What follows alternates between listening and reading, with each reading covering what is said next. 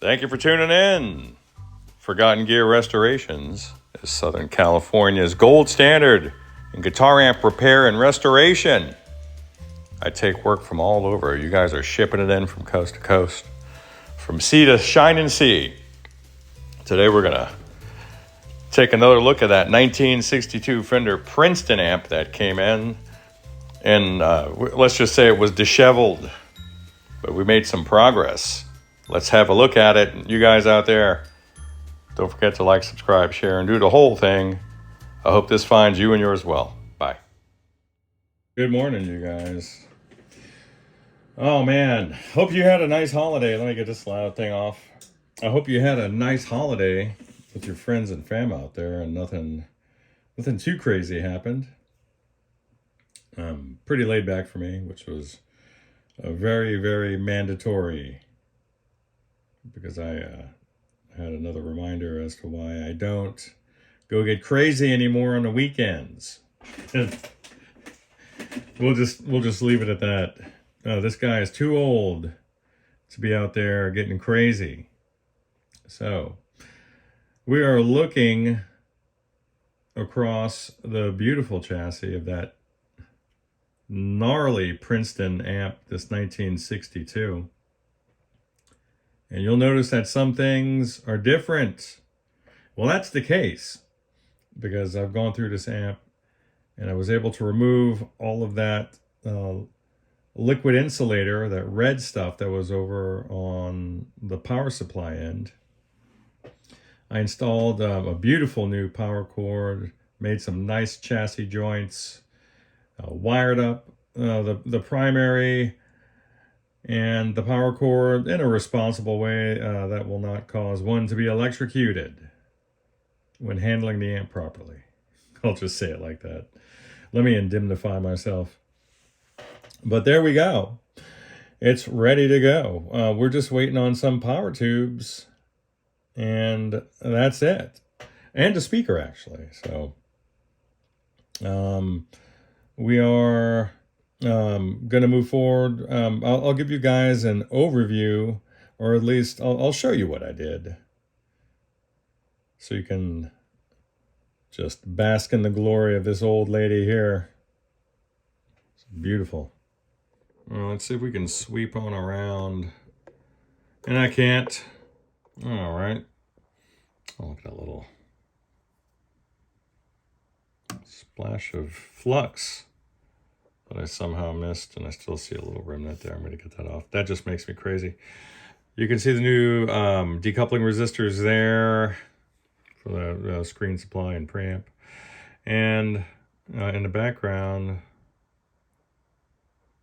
you can see the power supply wiring, which is good to go. You can see that little chassis joint. I still have some cleanup to do.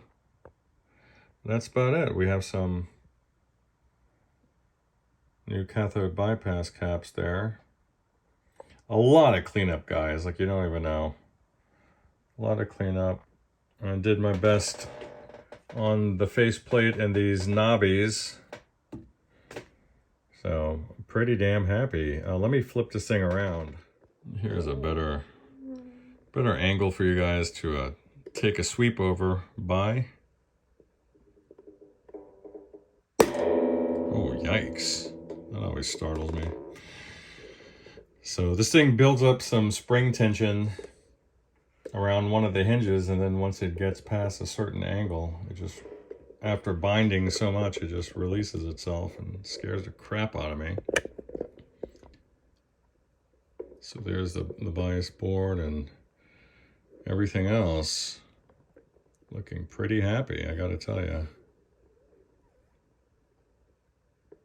I was able to reuse some of the original yellow leads to make some jumpers, so it doesn't stand out so much, although that filter pack sure does stand out.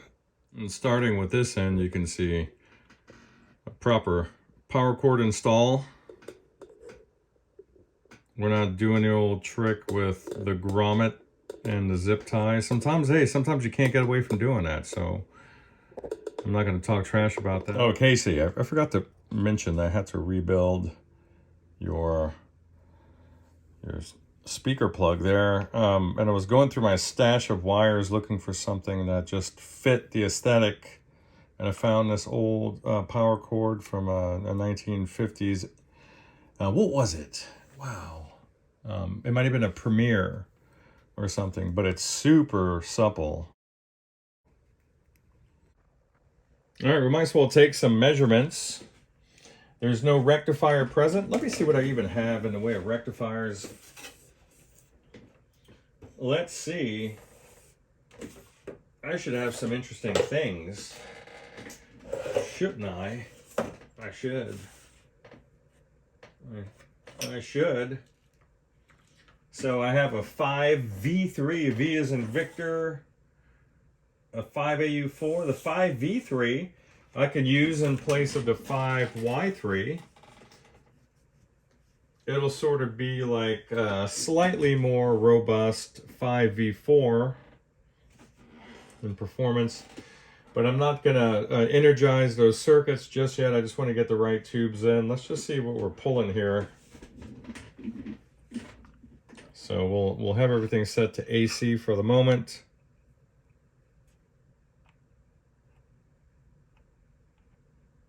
Nice. So 355-ish.